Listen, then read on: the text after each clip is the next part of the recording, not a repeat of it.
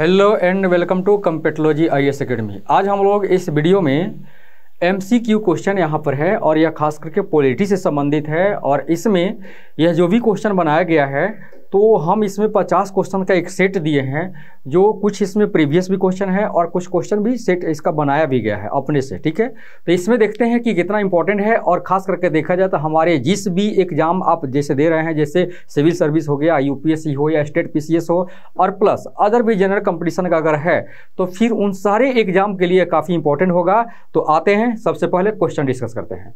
सबसे पहला हमारा क्वेश्चन है कि भारतीय संविधान के विषय में यह कथन किसका है कि भारतीय संविधान अधिक कठोर तथा अधिक लचीले के मध्य एक अच्छा संतुलन स्थापित करता है। अगर ये क्वेश्चन हम देखें, थोड़ा सा लॉन्ग है, ठीक है, लेकिन काफ़ी अच्छा है, काफ़ी डीपली है। लेकिन ये क्वेश्चन जो है यह प्रीवियस क्वेश्चन है, किसी स्टेट PCS में आया हुआ है।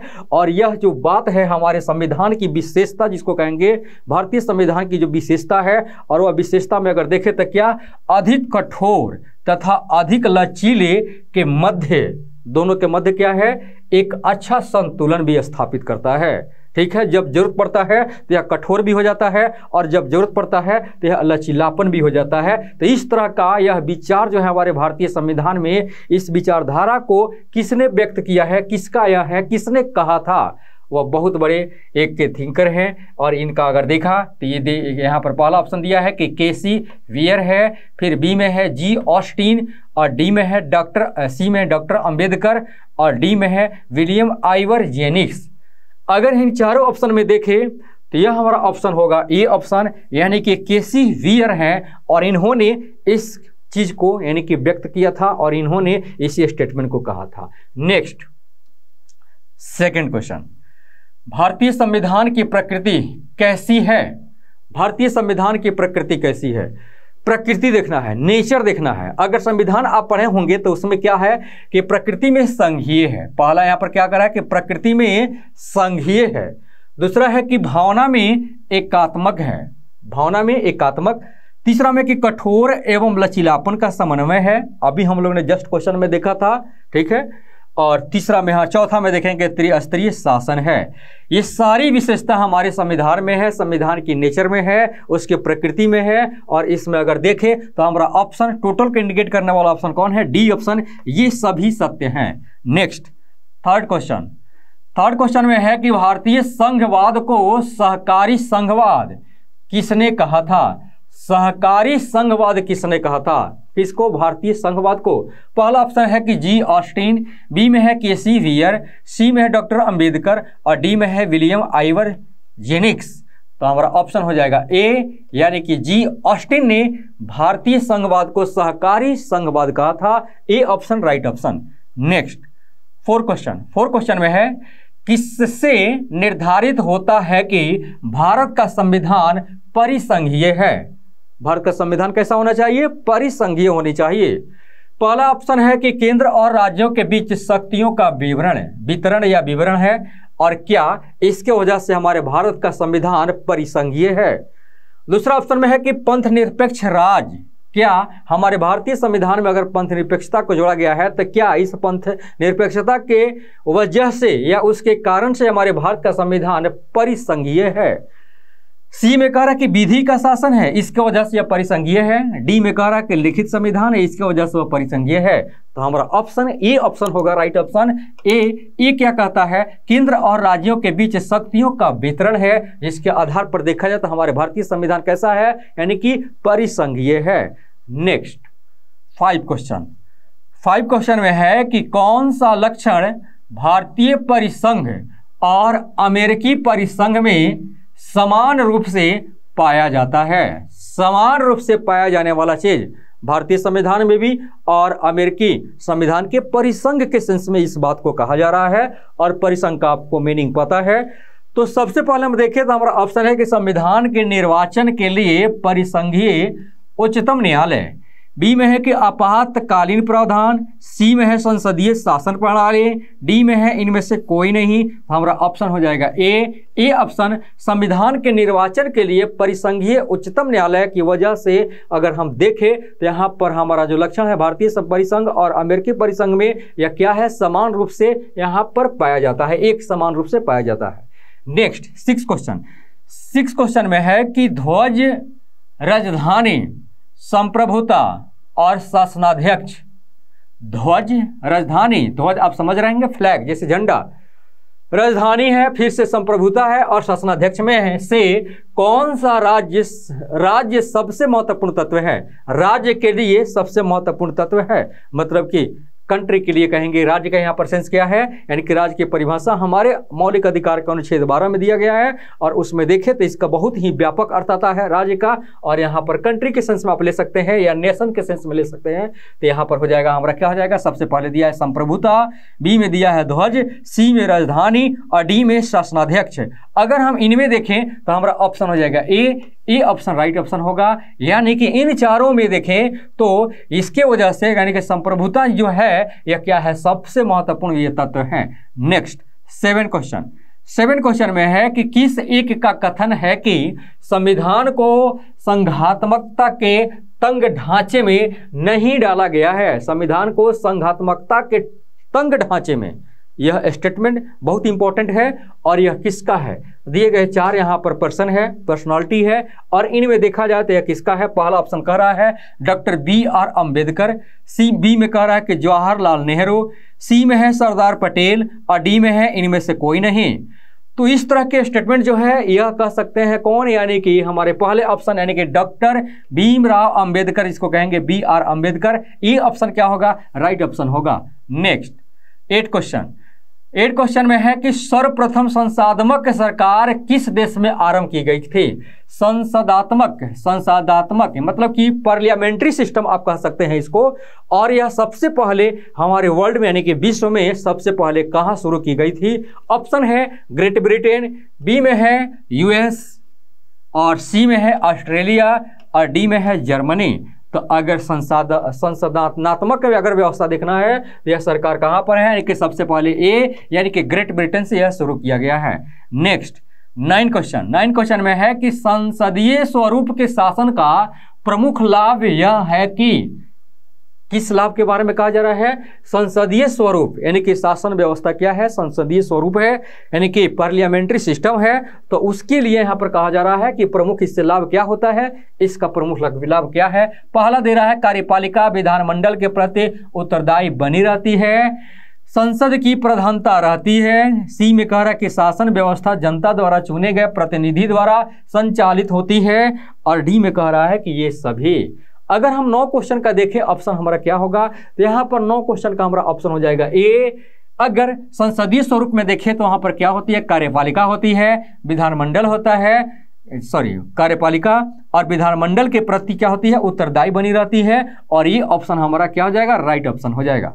नेक्स्ट 3 क्वेश्चन में है कि सरकार को जनता के प्रति सामूहिक उत्तरदायित्व को सुनिश्चित करने के लिए संसदीय लोकतंत्र की एक क्रियाविधि किस सिद्धांत के अंतर्गत सम्मिलित की जाती है।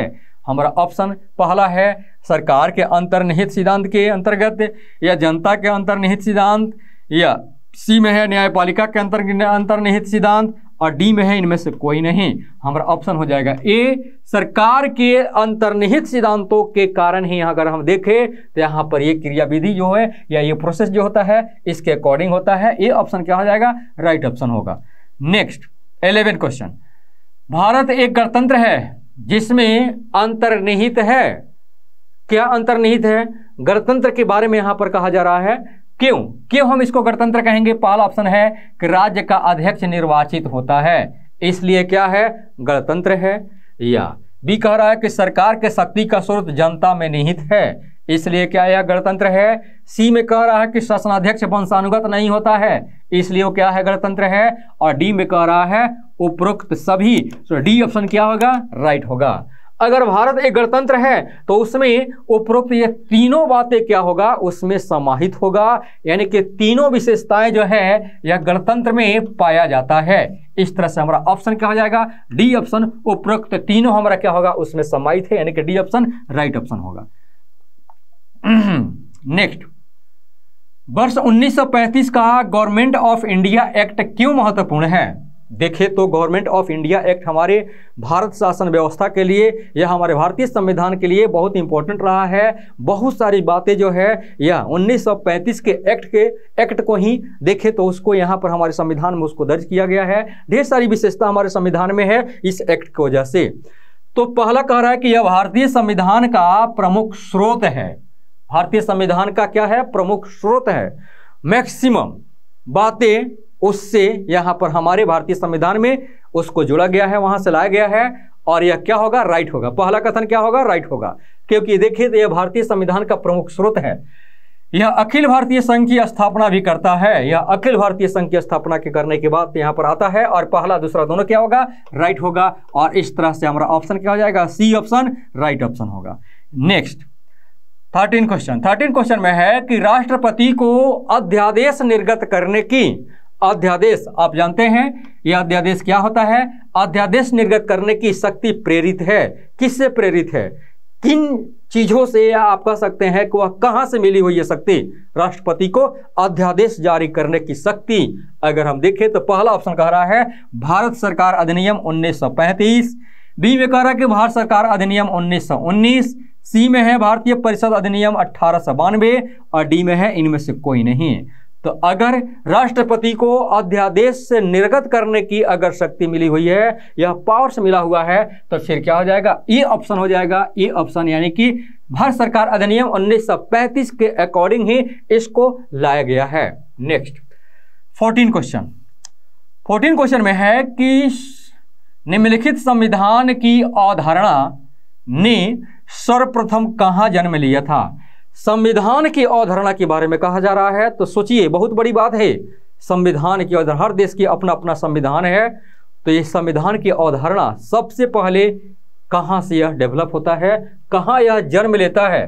पहला कह रहा है कि संयुक्त राज्य अमेरिका, बी में है ब्रिटेन, सी में है कनाडा, डी में है जापान। अगर इनमें हम ऑप्शन देखें तो हमारा ए ऑप्शन हो जाएगा, यानी कि संयुक्त राज्य अमेरिका में ही इसका जन्म होता है, और यह हमारा ऑप्शन हो जाएगा, यानी कि ए ऑप्शन राइट ऑप्शन। नेक्स्ट, भारतीय संविधान में उद्देशिका विचार लिया गया है। उद्देशिका, जिसको हम लोग प्रियम्बल भी कहते हैं, प्रियम्बल भारतीय संविधान में कहां से लिया गया है? अगर हम देखें इस ऑप्शन को तो ब्रिटेन के संविधान से पहला ऑप्शन कह रहा है, बी में कह रहा कि यूएसए के संविधान से, या सी में कह रहा कि रूस के संविधान से, और डी में कह रहा कि आयरलैंड के संविधान से। अगर उद्देशिका प्रियम्बल की बात आती है तो ये आता है कहां से, बी ऑप्शन यूएसए के संविधान से आता है। प्रियम्बल जो है यह यूएसए के संविधान से लिया गया है, B option right option. Next 16 question, संसदीय शासन प्रणाली सर्वप्रथम किस देश में विकसित हुई थी? ये क्वेश्चन कहीं ना कहीं देखें तो यह इनडायरेक्टली रिपीट हो रहा है, डायरेक्टली तो नहीं, मतलब कि हूबहू क्वेश्चन के यहाँ पर रिपीट नहीं किया जा रहा है, लेकिन इनडायरेक्टली क्या है, यह रिपीट हो रहा है क्वेश्चन। संसदीय शासन प्रणाली सर्वप्रथम किस देश में विकसित हुई थी? संसदीय शासन प्रणाली, तो सोचिए पहला ऑप्शन कह रहा है कि यूएसए, बी में कह रहा है कि ब्रिटेन, और सी में कह रहा है कि दक्षिण अफ्रीका, और डी में कह रहा है कि फ्रांस। तो संसदीय शासन प्रणाली हमारा जब भी होगा संसद से संबंधित, तो यह प्रणाली कहां से लिया गया है, ब्रिटेन से लिया गया है, और यह हमारा ऑप्शन हो जाएगा बी ऑप्शन राइट ऑप्शन होगा। नेक्स्ट 17 क्वेश्चन, भारतीय संविधान में राज्यों के संघ की संकल्पना को प्राप्त किया गया है। राज्यों की संघ की संकल्पना को प्राप्त किया गया है, सोचिए क्या आंसर होने चाहिए? अगर हम देखें ऑप्शन में तो पहला दिया है कनाडा द्वारा। क्या कनाडा के संविधान से राज्यों के संघ की संकल्पना को परिभाषित किया गया है? बी में ऑप्शन कह रहा है कि अमेरिका द्वारा, सी में है कि जर्मनी द्वारा, और डी है क्या, रूस द्वारा। अगर राज्यों के संघ की बात करें तो हमारा ऑप्शन हो जाएगा ए, यानी कि कनाडा के संविधान के द्वारा। यहां पर देखें तो वहां से इसको लाया गया है, राज्यों के संघ की संकल्पना कनाडा की संविधान से लाया गया है। नेक्स्ट 18 क्वेश्चन, 18 में है कि भारत के संविधान में समवर्ती सूची समवर्ती सूची की अवधारणा गृहीत की गई है। मतलब कि समवर्ती सूची कहाँ से लाया गया है, इसके बारे में दिया जा रहा है। तो सबसे पहले अगर देखें तो हमारा ऑप्शन क्या होगा, यानी कि पहला कह रहा है कि कनाडा के संविधान से, बी में कह रहा है कि जापान के संविधान से, सी में है फ्रांस के संविधान से और डी में है ऑस्ट्रेलिया के संविधान से। तो समवर्ती सूची कहां से है, यानी कि डी ऑप्शन है, यानी कि डी ऑप्शन राइट होगा। ऑस्ट्रेलिया के संविधान से है। समवर्ती सूची एक ऐसा एक लिस्ट है, यानी कि सब्जेक्ट है, जिसमें देखें तो केंद्र सरकार यानी कि संघ सरकार भी और राज्य सरकार भी क्या करती है, उस पर दोनों पर वो नियम बनाती है, कानून बनाती है, कि दोनों की सहमति वहां पर चाहिए। इस तरह से देखें, और ये बात कहां से लाई गई है, समवर्ती सूची ऑस्ट्रेलिया के संविधान से लाई गई है। नेक्स्ट 19 क्वेश्चन, भारतीय संविधान में राज्य के नीति निदेशक तत्वों की संकल्पना किस देश के संविधान पर आधारित है। राज्य के नीति निदेशक तत्व के बारे में कहा जा रहा है, मतलब कि डीपीएसपी। तो अगर हम इसको देखें तो यहां पर दिया है कि दक्षिण अफ्रीका से, बी में है ऑस्ट्रेलिया से, सी में है अमेरिका और डी में है आयरलैंड। तो राज्य के नीति निदेशक तत्व है, डी ऑप्शन होगा राइट, यानी कि आयरलैंड के संविधान से इसको लाया गया है, यह ऑप्शन राइट होगा। नेक्स्ट 20 क्वेश्चन में है कि राज्यसभा के गठन की प्रतिभा, अनुभव एवं देश सेवा को प्रतिनिधित्व देने में भारतीय संविधान निर्माता उदाहरण से प्रभावित हुए थे। मतलब कि राज्यसभा के गठन की प्रतिभा, मतलब यहां पर यह है, अगर हम इस क्वेश्चन को और भी क्लियर थोड़ा सा करें तो आपको पता होगा कि ये बात जो है ये कही जा रही है कि राज्यसभा में जो 12 लोगों का मनोनीत किया जाता है, राज्यसभा में जो अलग अलग फील्ड से होते हैं, कोई कला के क्षेत्र में होता है, तो कोई साहित्य के क्षेत्र में होता है, कोई खेल के क्षेत्र में होता है, और वहां से उन पर्सन को 12 लोगों को मनोनीत राष्ट्रपति के द्वारा किया जाता है राज्यसभा में, तो उससे यह संबंधित है। और यह कहां से लाया गया है, यहां पर अगर हम देखें तो हमारा ऑप्शन कहां से होगा, यानी कि आयरिश गणतंत्र पहला ऑप्शन है, बी में कह रहा है कि कनाडा और सी में है रूस और डी में है जर्मनी। तो ये हमारा हो जाएगा आयरिश गणतंत्र, आयरलैंड के संविधान से इस चीज को लाया गया है। ए ऑप्शन राइट ऑप्शन होगा, ए option right option. Next 21 question, परिभाषा से संवैधानिक सरकार का अर्थ है। परिभाषा से अगर देखें तो संवैधानिक सरकार का क्या अर्थ होता है, यहां पर 2 कथन दिए गए हैं और दोनों कथन पर विचार करना है, फिर उसके बाद हमको आंसर देना है। पहला है कि सीमित सरकार का अर्थ होता है संवैधानिक सरकार। 2 में कह रहा है कि विधि का अनुरूप संचालन में क्या होता है, संवैधानिक सरकार। अगर हम संवैधानिक सरकार का अर्थ का अगर हम देखें, इसका क्या मीनिंग है, क्या अर्थ है, तो उस अर्थ में यह दोनों आता है, दोनों आता है। मतलब पहला कथन भी सीमित सरकार भी आता है, विधि का अनुरूप संचालन भी आता है, और ये अगर ये दोनों है तो फिर हमारा ऑप्शन क्या हो जाएगा, C option, C option right option. Next 22 question, भारतीय राज्य व्यवस्था में कौन सी अनिवार्य विशेषता है जो यह दर्शाती है कि उसका स्वरूप संघीय है। उसका स्वरूप क्या है, संघीय है। वह कौन सी ऐसा विशेषता है, यानी कि यहाँ पर देखा जाए तो राज्य व्यवस्था है। यहाँ पर 2 राज्य व्यवस्थाओं के बारे में चर्चा किया गया था। ऐसे तो राज्य व्यवस्था बहुत सारे हैं हमारे भारतीय संविधान में, तो उनमें से 2 को दिया गया है, और इन दोनों में से हमको ये तय करना है, इन दोनों में से कौन ऐसी अनिवार्य विशेषता है जो यह दर्शाती है कि भारतीय राज्य व्यवस्था के अकॉर्डिंग है। तो पहला कह रहा है कि न्यायपालिका की स्वतंत्रता सुरक्षित है, इस वजह से भारतीय राज्य व्यवस्था में देखा जाए तो यहां पर उसका स्वरूप क्या है, संघीय है। दूसरा कह रहा है कि एकल नागरिकता पाया जाता है भारतीय संविधान में, इसलिए उसका स्वरूप क्या है, संघीय है। तो यहां पर ऑप्शन देखें तो पहला ऑप्शन राइट होगा, लेकिन दूसरा ऑप्शन क्या होगा, यह गलत होगा, और इस तरह से सिर्फ हमारा ऑप्शन हो जाएगा ए ऑप्शन, केवल एक सत्य है। नेक्स्ट 23 क्वेश्चन, 23 क्वेश्चन में है कि त्वरित निर्णय, लचीलापन, बड़े देशों के लिए आदर्श और कानून की एकरूपता में से कौन सी विशेषता केंद्रीय शासन व्यवस्था के लिए सही नहीं है। केंद्रीय शासन व्यवस्था के लिए सही नहीं होनी चाहिए। पहला कह रहा है कि बड़े देशों के लिए आदर्श, बी में है कि त्वरित निर्णय क्या केंद्रीय शासन व्यवस्था के लिए, उसके हित के लिए क्या ये सही है। लचीलापन, फिर कह रहा है कि कानून की एकरूपता।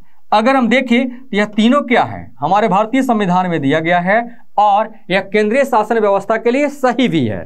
लेकिन पहला जो है बड़े देशों के लिए आदर्श, मतलब कोई ऐसा हमारे दुनिया में, मतलब कि विश्व में, वर्ल्ड में देखे तो ऐसा कोई देश है जिसके संविधान हमारे लिए क्या है, आदर्श साबित हो सकता है, उसकी सारी बातें उसके संविधान का आदर्श साबित हो सकता है, उसको हम अपना लेते अपने संविधान में, तो उसी के अकॉर्डिंग ये चीज़ को चलना होता। तो क्या ये सत्य होता? ये सत्य नहीं होता। इसलिए यहाँ पर देखें तो बड़े देशों के लिए आदर्श जो है वह क्या होगा, यहाँ पर हमारे संविधान में जोड़ा नहीं जा सकता है। इसमें देखें तो यानी कि बी, सी और डी में यहाँ पर देखें तो यहाँ पर हमारा ये तीनों सही है, यानी कि इसके अनुसार। लेकिन हमको कथन में क्या चुनना है, यानी है कि हमको आंसर में क्या डिमांड किया गया है कि केंद्रीय शासन व्यवस्था के लिए सही नहीं है। तो सही नहीं है तो क्या होगा, यानी कि ए ऑप्शन क्या होगा, राइट ऑप्शन होगा। बड़े देशों के लिए आदर्श ये हमारे केंद्रीय शासन व्यवस्था के लिए सही नहीं है।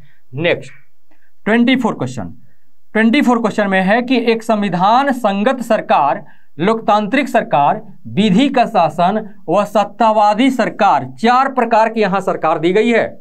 इन चारों प्रकार के सरकारों में कौन सी विशेषता भारतीय राजतंत्र की नहीं है? भारतीय राजतंत्र की नहीं है।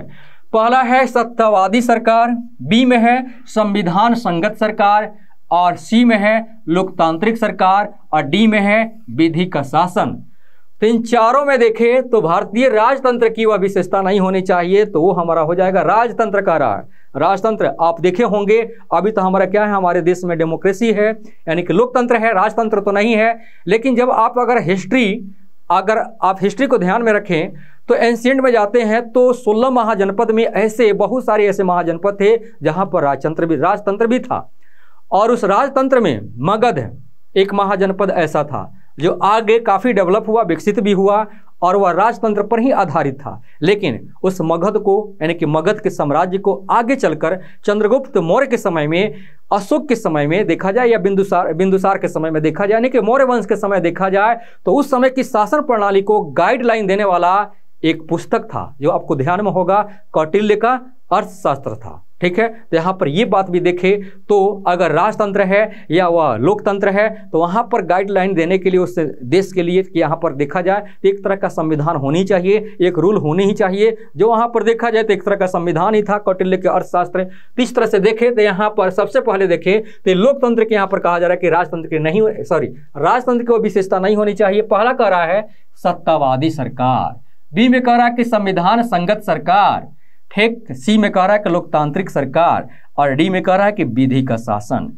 अगर राजतंत्र की वह विशेषता नहीं है तो राजतंत्र में संविधान संगत सरकार भी होती है, संविधान संगत सरकार भी होती है। आपको बता दें कि अगर राजतंत्र कहीं है तो वो भी किसी न किसी नियम कानून के तहत तो चलता है, संविधान भी वहां पर लिखा रहता है। और इस तरह से देखें तो यहाँ पर बी भी क्या हो जाएगा, यानी कि राजतंत्र की यह विशेषता देखा जाए तो यहाँ पर होता है, लेकिन यहाँ पर है कि राजतंत्र की विशेषता नहीं है।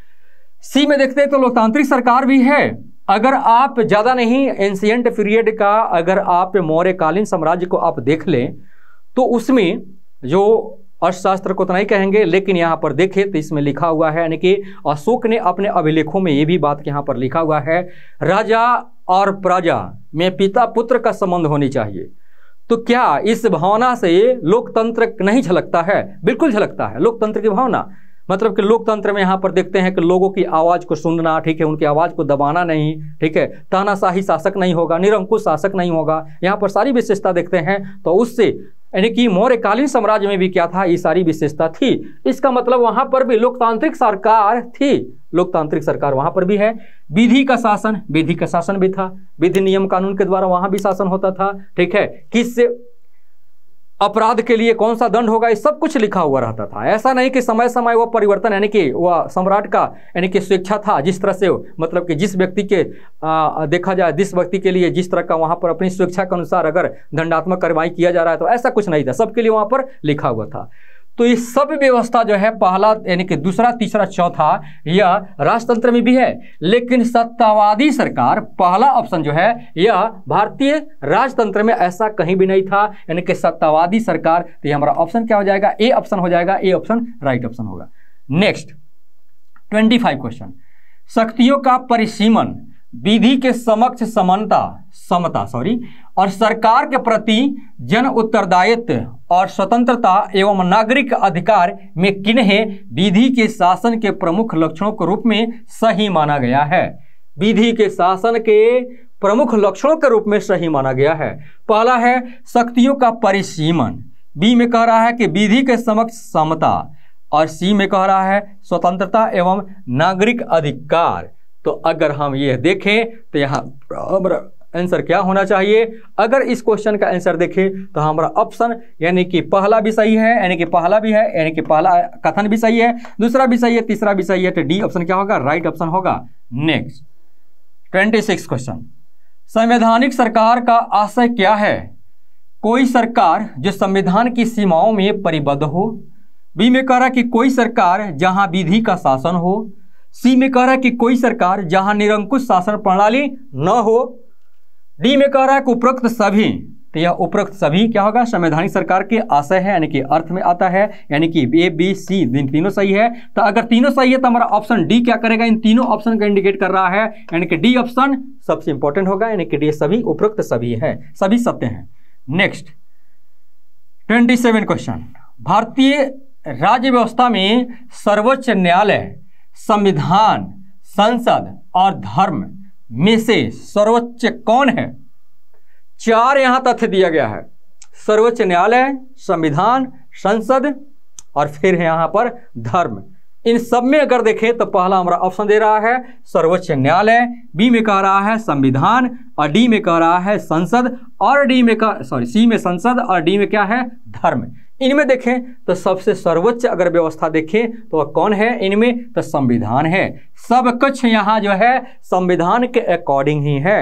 हालांकि अगर सर्वोच्च न्यायालय को देखते हैं वह क्या करता है? जांच पड़ताल करता है, नियम कानून बनते हैं, ठीक है, तो उसको लागू करने के पहले वहां पर जांच पड़ताल होती है। लेकिन फिर भी अगर देखें तो उनकी व्यवस्था भी संविधान में दी गई है, कैसे उनको आगे चलना है, सारी गाइडलाइन वहां पर दिया गया है। तो इस तरह से देखें तो संविधान क्या है? यह सर्वोच्च है, यह सर्वोपरि है, संविधान के आगे यानी कि संविधान के ऊपर कोई नहीं है, संविधान ही सबसे ऊपर है। तो हमारा बी ऑप्शन क्या होगा? राइट ऑप्शन होगा। Next 28 question, Herbert Simon, Paul H Appleby, sir Josiah Storm और हेनरी फेवल में से कौन सा चिंतक लोक प्रशासन तथा निजी प्रशासन में समानताओं का समर्थक है? लोक प्रशासन और निजी प्रशासन में समानताओं का समर्थक यहां पर बात आ रही है। तो अगर इस ऑप्शन को देखें तो पहला ऑप्शन कह रहा है हर्बर्ट साइमन, बी में कह रहा है कि पॉल एच एपल्बी, और सी में कह रहा है हेनरी फेवल, और डी में कह रहा है इनमें से कोई नहीं, मतलब सी ऑप्शन क्या हो जाएगा? डी, यानी कि C option right option. Henry Fayol महोदय के द्वारा यहाँ पर लोक प्रशासन तथा निजी प्रशासन में समानताओं का समर्थक बताया गया है इनको, और इस तरह से देखें तो सी ऑप्शन क्या होगा? राइट ऑप्शन होगा। नेक्स्ट में है 29, Fred W Riggs, Frank Marini, Elton Mayo और गेबलर ऑसबॉर्न में से कौन विकास प्रशासन की अवधारणा से संबंधित है? विकास प्रशासन।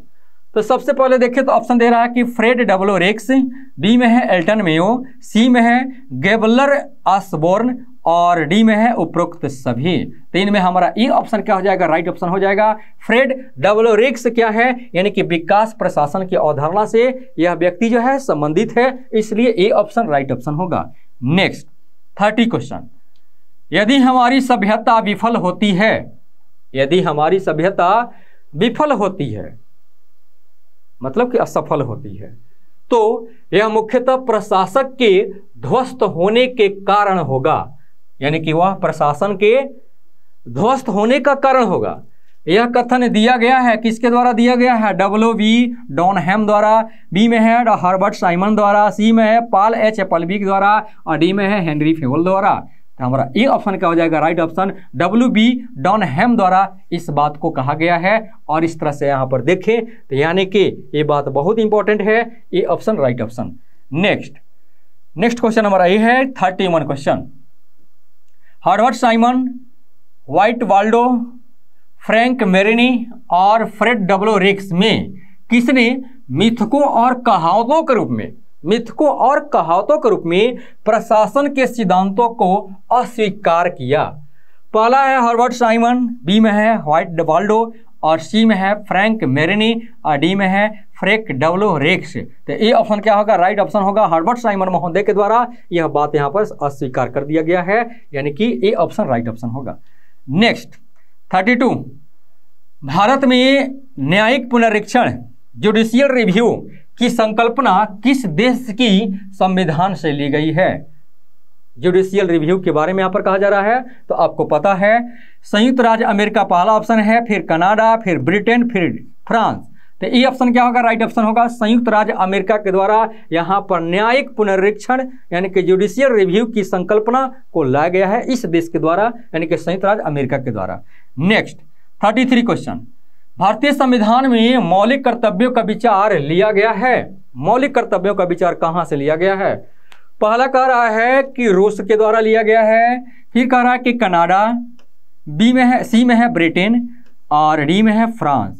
मौलिक कर्तव्य कहाँ से लिए गए हैं? तो ए ऑप्शन हमारा क्या होगा? राइट ऑप्शन होगा, यानी कि रूस से। और यह रूस क्या होगा? सोवियत रूस इसको कहा जाता था, उस रूस के बारे में यहाँ पर कहा जा रहा है। आज वर्तमान में इसका रूस नाम है, लेकिन जिस समय यह सोवियत रूस के रूप में कहा जाता था इसको, यानी उसके रूप में यह इसकी जो संरचना थी उस समय इसको वहां से लाया गया था, यानी कि क्या लाया गया था? मौलिक कर्तव्यों को लाया गया था। नेक्स्ट 34 क्वेश्चन में है कि भारतीय संविधान में अवशिष्ट शक्तियों का सिद्धांत किस देश के संविधान से लिया गया है? किस देश के संविधान से लिया गया है? पहला ऑप्शन है कनाडा। क्या अवशिष्ट शक्तियों का सिद्धांत कनाडा देश से लिया गया है? पहला ऑप्शन हमारा कनाडा है। बी में कह रहा है कि जर्मनी से लिया गया है, सी में है रूस से और डी में है दक्षिण अफ्रीका। अवशिष्ट शक्तियों का प्रावधान है ये है कहां से? कनाडा से है, कनाडा से ही लाया गया है। ए ऑप्शन क्या होगा? राइट ऑप्शन होगा। नेक्स्ट 35 क्वेश्चन, संविधान में संसद के विशेषाधिकार संबंधी प्रावधान किस देश के संविधान से प्रेरित है? संसद के विशेषाधिकार, संसदों को क्या है? संसद सदस्यों को क्या यहाँ पर विशेषाधिकार दिया गया है। और यह क्वेश्चन जो हमारा है, यानी कि देखें तो जब भी संसद से संबंधित जो भी मैटर आएगा, संसदात्मक हो या संसद से संबंधित कोई भी मैटर आता है तो वह ब्रिटेन से होगा, ग्रेट ब्रिटेन भी उसको कह सकते हैं। और यहाँ पर हमारा ऑप्शन क्या होगा? ए ऑप्शन क्या हो जाएगा? राइट ऑप्शन होगा। ए ऑप्शन है कि ब्रिटेन से इसको लाया गया है। नेक्स्ट 36 क्वेश्चन में है भारतीय संविधान में आपात उपबंध किस देश से गृहीत किया गया है? आपात उपबंध, इमरजेंसी जिसको कहते हैं, इमरजेंसी लागू किया जाता है हमारे देश में। 3 प्रकार की इमरजेंसी लागू की जाती है। और यह कहां से लागू किया, यानी कि इसको कहां से लाया गया इमरजेंसी की प्रोसेस को? तो अगर हम देखें तो पहला कह रहा है कि जर्मनी से, बी में कह रहा है ब्रिटेन और सी में है यूएसए और डी में है जापान। तो इस क्वेश्चन का क्या आंसर होनी चाहिए? हमारे देश में इमरजेंसी का जो प्रोसेस है, यह इमरजेंसी को हमारे संविधान में, भारतीय संविधान में जो डाला गया है, यह कहां से लाया गया है? तो अगर इमरजेंसी के प्रावधान लाया गया है तो यह हमारा हो जाएगा ए ऑप्शन, जर्मनी, यानी कि हाँ, जर्मनी से इसको लाया गया है इमरजेंसी को। इमरजेंसी 3 प्रकार का होता है। एक तरह से देखिए तो एक तो राष्ट्रीय आपातकाल इसको कहेंगे, एक तो वित्तीय आपातकाल हो जाता है, ठीक। उसके बाद एक राष्ट्रपति शासन भी कहते हैं, ठीक है, यानी कि जो राज्यों में लागू होता है 356 अनुच्छेद के तहत। और फिर देखिए तो राष्ट्रीय जो आपातकाल होता है, इमरजेंसी, जो पूरे हमारे देश पर लागू होता है। उस तरह से देखें तो यानी कि 1962 में भी लागू किया गया था, फिर से 1971 में भी लागू किया गया था। और इस तरह से देखें तो यह जो इमरजेंसी लागू की जाती है हमारे पूरे देश में लागू की जाती है, तो इसको हम राष्ट्रीय आपात कहते हैं। और यह 352 के तहत लागू किया जाता है। वित्तीय आपातकाल भी क्या होता है? लागू किया जाता है। 3 तरह के इमरजेंसी है। तीसरा हमारा वित्तीय आपातकाल और 360 अनुच्छेद के तहत इसको लागू किया जाता है। और ये सारा प्रोसेस जो है कहां से लाया गया है? जर्मनी से लाया गया है। नेक्स्ट 37 क्वेश्चन है, भारत में संघीय व्यवस्था से संबंधित निम्न कथनों में से कौन सा यह से कथन सही है? 37 क्वेश्चन का पहला कह रहा है कि संविधान शासन की मूल संरचना के लिए एक संघीय व्यवस्था की प्रस्तावना करता है। दूसरा में है एकात्मक झुकाव का उसमें सशक्त मिश्रण है, यानी कि जब जरूरत पड़ता है तो हमारे भारतीय संविधान जब जैसे जरूरत पड़ता है तो एकात्मक झुकाव का उसमें सशक्त मिश्रण है। एकात्मक यानी कि इमरजेंसी पीरियड को इंडिकेट किया जा रहा है। दूसरा तीसरा में कह रहा है कि दोनों संघ तथा राज्य विधायिकाएं प्रभुत्व संपन्न है। प्रभुत्व संपन्न दोनों विधायिकाओं को कहा जा रहा है। 4 में कह रहा है कि विधायकीय, वित्तीय तथा न्यायिक शक्तियां संघ और उसकी इकाइयों के मध्य विभाजित कर दिया गया है। अगर सब कुछ विभाजित कर दिया गया है, ठीक है, तो फिर यहाँ पर न्यायिक शक्तियाँ भी नहीं हो सकता है, वित्तीय शक्तियाँ भी यहाँ पर देखें तो ये भी क्या होगा, गलत होगा। और इस तरह से देखें तो हमारा पहला स्टेटमेंट क्या होगा, राइट होगा, दूसरा भी राइट होगा, तीसरा और चौथा यह राइट नहीं होगा। इसलिए पहला और दूसरा से संबंधित ऑप्शन हमारा बी ऑप्शन है, बी ऑप्शन राइट ऑप्शन होगा। Next 38 question. नीचे दो कथन दिए गए हैं जिनमें से एक अभिकथन यानी कि ए कहते हैं तथा दूसरा उसका कारण है जिसको आर कहा गया है। आर क्या है, कारण है, और ए क्या है, कथन है। कथन ए में क्या कहा गया है कि भारत का संविधान सबसे अधिक विस्तृत हो गया है, सबसे अधिक विस्तृत हो गया है, मतलब विश्व में जितनी भी संविधान है उनमें सबसे हमारा भारतीय संविधान क्या है, विस्तृत है, सबसे बड़ा है, सबसे व्यापक है। यह बात अगर देखें तो यानी कि कथन ए राइट है, सही है। दूसरा है कि मौलिक अधिकारों का अध्ययन अध्याय अमेरिकी संविधान से लिया गया है। मौलिक अधिकारों का अध्याय अमेरिकी संविधान से लिया गया है, यह भी बात सही है, वहां से लाया गया है, यानी कि ए भी सही है और आर भी सही है। अब सोचिए क्या यह दोनों आपस में एक दूसरे से संबंधित है? जब यह दोनों आपस में एक दूसरे से संबंधित होगा तो एक दूसरे का क्या करेगा, व्याख्या भी करेगा, एक दूसरे का क्या करेगा, व्याख्या भी करेगा। तो इसी पर आधारित हमारा क्या है, ऑप्शन है, जिसको हम देखते हैं। तो पहला कह रहा है कि ए और आर दोनों सही है तथा आर ए की सही व्याख्या करता है। ए और आर हमने अभी कहा कि दोनों सही है, लेकिन दोनों अलग अलग मुद्दा है, दोनों एक दूसरे से संबंधित नहीं है, तो फिर एक दूसरे की व्याख्या कैसे करेगा? यानी कि अगर हमारे भारत का संविधान सबसे अधिक विस्तृत हो गया है तो क्या मौलिक अधिकारों का अध्याय अमेरिकी संविधान से लिया गया इसलिए वो विस्तृत हो गया है? बिल्कुल नहीं होगा है, ठीक है। इसका अलग बहुत सारे कारण है क्यों विस्तृत हुआ है, लेकिन यह अलग मुद्दा है, वो अलग मुद्दा है। दोनों के यहाँ पर यानी कि देखा जाए तो जुड़ाव नहीं है, दोनों को एक साथ हम नहीं लिख सकते हैं। इस तरह से देखें तो हमारा ई ऑप्शन क्या हो जाएगा, गलत हो जाएगा, व्याख्या नहीं करता। दोनों सही है लेकिन व्याख्या नहीं है। बी में कह रहा कि ए और आर दोनों सही है परंतु आर ए की सही व्याख्या नहीं करता है। बिल्कुल क्या होगा, राइट होगा, बी ऑप्शन हमारा राइट हो गया। ए और आर यानी कि कथन और कारण दोनों सही है लेकिन यहाँ पर दोनों एक दूसरे की व्याख्या नहीं करता है, इसलिए बी ऑप्शन क्या होगा, राइट ऑप्शन होगा। सी ऑप्शन में कह रहा है कि ए सही है किंतु आर गलत है, और इसी तरह का डी ऑप्शन भी होगा जो कि वो भी गलत हो जाएगा। ए गलत है किंतु आर सही है, हमारा बी ऑप्शन क्या होगा, राइट ऑप्शन होगा इस क्वेश्चन का। Next 39 question. लिखित और अलिखित संविधान के बीच प्रमुख अंतर क्या है?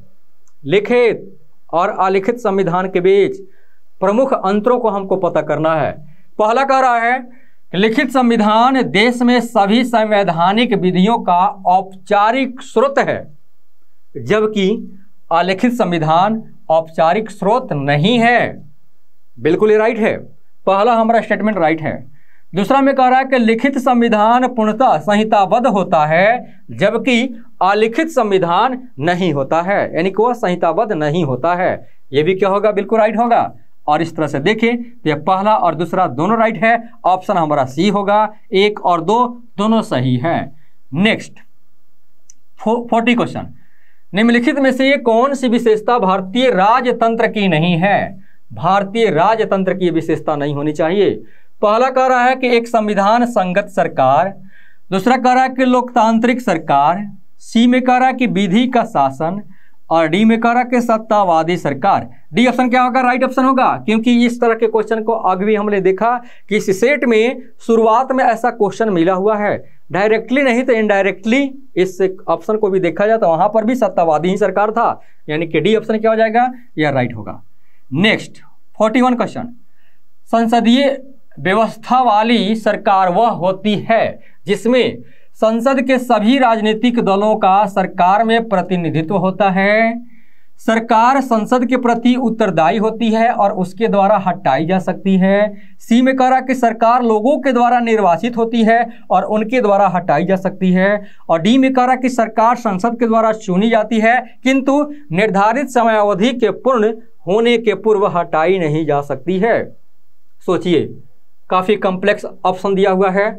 अगर इस क्वेश्चन का जवाब आपसे पूछा जाए तो क्या होनी चाहिए 41 क्वेश्चन का, इस 41 क्वेश्चन में देखें तो हमारा ऑप्शन अगर देखें तो बी ऑप्शन क्या होगा, राइट होगा। यानी कि सरकार संसद के प्रति उत्तरदायी होती है और उसके द्वारा हटाई जा सकती है। बिल्कुल राइट है, बी ऑप्शन राइट ऑप्शन होगा।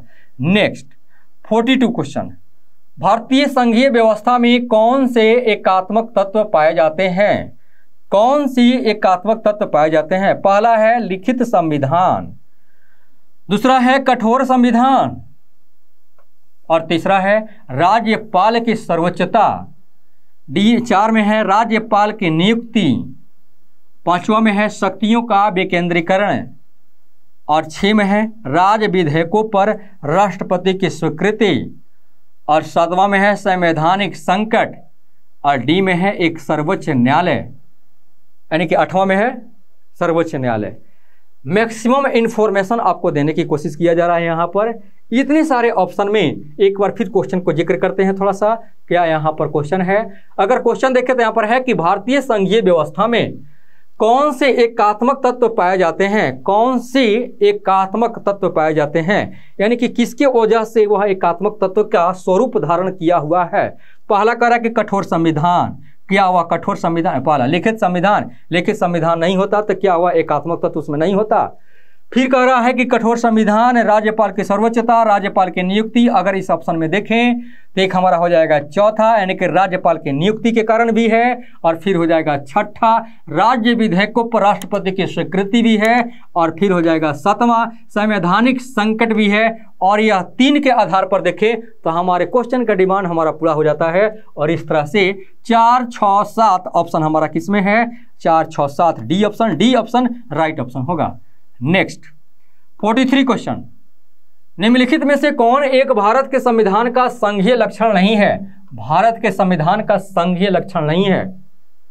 बहुत इंपॉर्टेंट क्वेश्चन, केंद्र तथा राज्यों के बीच शक्ति का बंटवारा, क्या यह संघीय लक्षण नहीं है?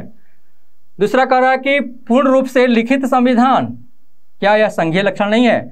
सी में है एकहरी नागरिकता, और डी में है स्वतंत्र न्यायपालिका। अगर देखें संघीय लक्षण नहीं है तो वह हो जाएगा हमारा सी, एकहरी नागरिकता। यह संघीय लक्षण नहीं कहा जा सकता है, यानी कि यह नागरिकता से संबंधित एकहरी जो है, यानी कि एक रूप नागरिकता जो होती है, यह सी ऑप्शन क्या हो जाएगा, राइट ऑप्शन हो जाएगा।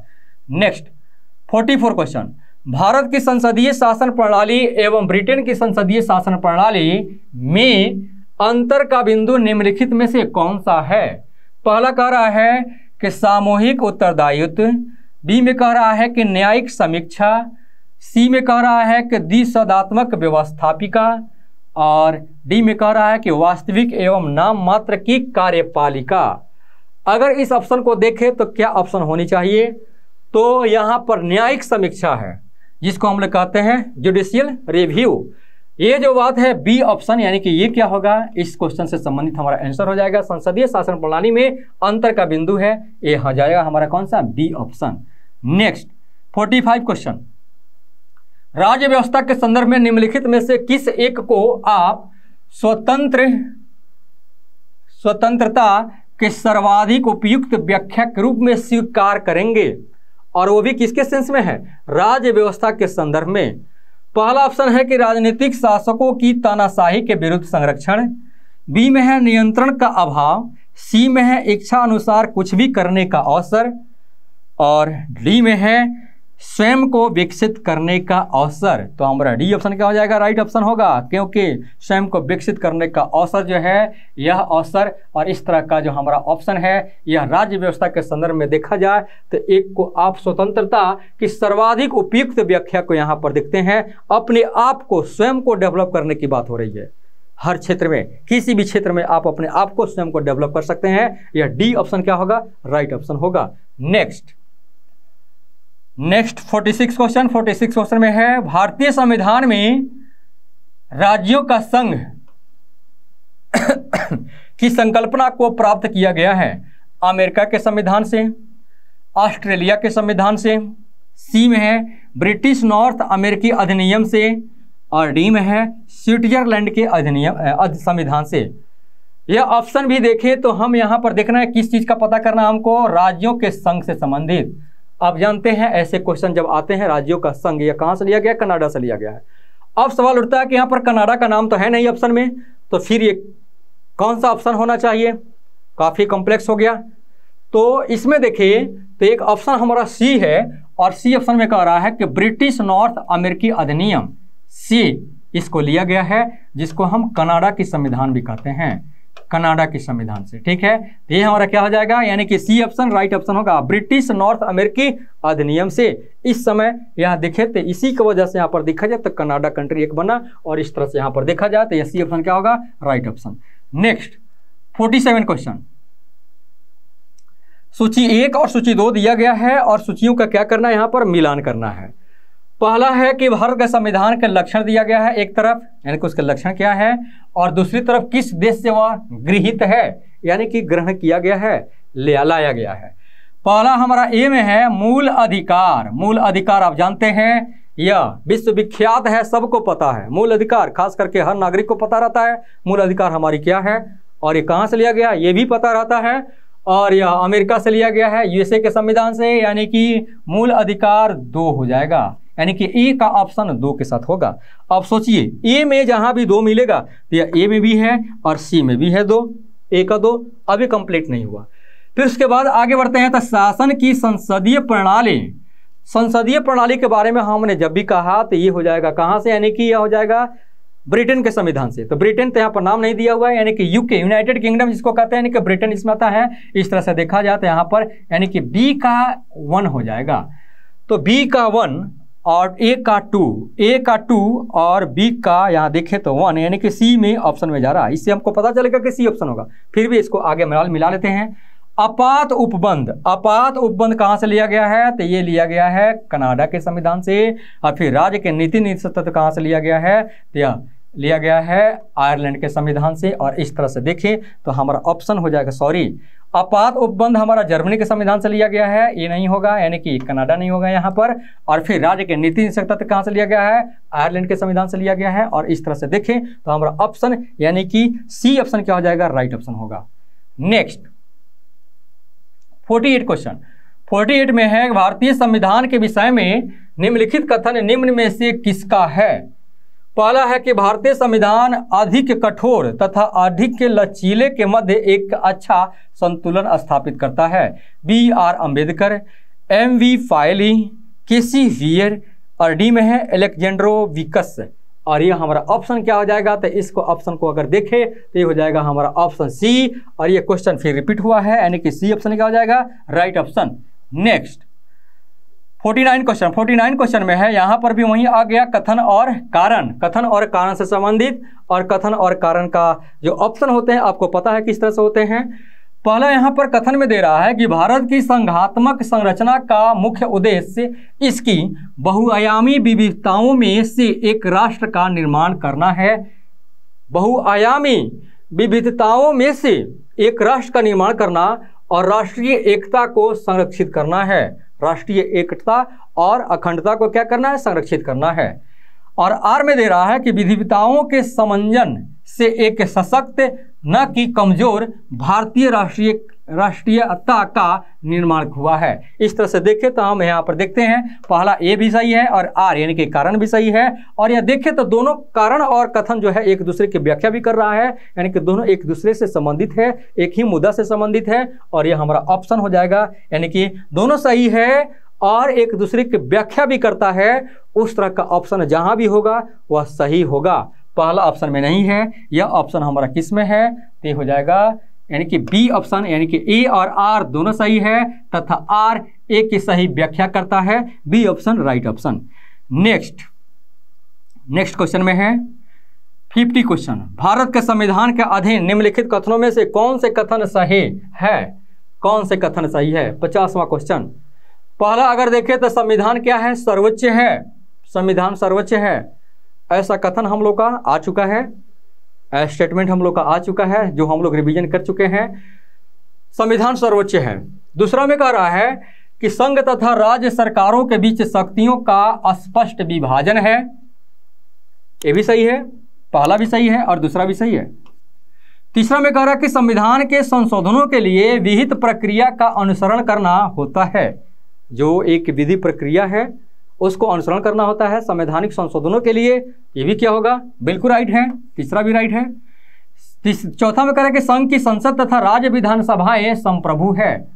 राज्य विधानसभाएं संप्रभु नहीं है। इस तरह से देखा जाए तो यहाँ पर चौथा क्या होगा, गलत होगा।